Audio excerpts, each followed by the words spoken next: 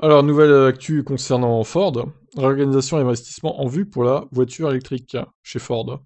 Ah, ils ont l'air très motivés hein, quand même, Ford. C'est bien, c'est bien, c'est bien. À l'instar de son voisin General Motors, oui, parce que Ford ne fait pas partie de General Motors, attention, hein.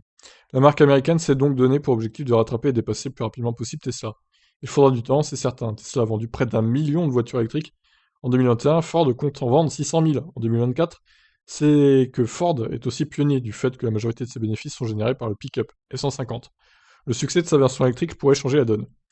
Ford a déjà engagé un plan d'investissement de 30 milliards de dollars d'ici 2025 pour parer à l'urgence et lancer de multiples VE en Chine, aux États-Unis et en Europe. Chez nous, le passage électrique semble d'ailleurs vu comme la bouée de sauvetage de la marque.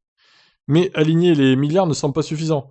Avec ses 118 ans, Ford, si Ford ne veut pas disparaître comme les dinosaures, il lui faut gagner en agilité, changer la façon de penser et d'agir dans l'entreprise. C'est justement le rôle de Doug Field, débauché de la tête du programme Auto d'Apple, qui l'avait lui-même débauché chez Tesla, où il a mené le projet de la Model 3.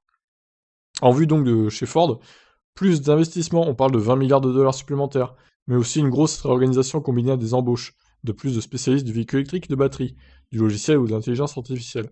Une des pistes explorées particulièrement symptomatique du bouleversement.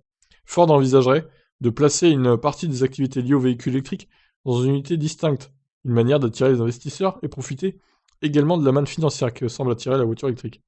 Une sorte de révolution dans une entreprise familiale qui a toujours tenu à bien conserver le contrôle, pardon, de ses activités.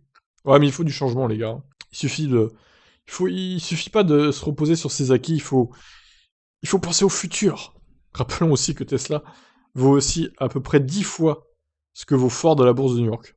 Ah, bon, après, bon, on peut tous se dire que Tesla est un peu surévalué pour l'instant.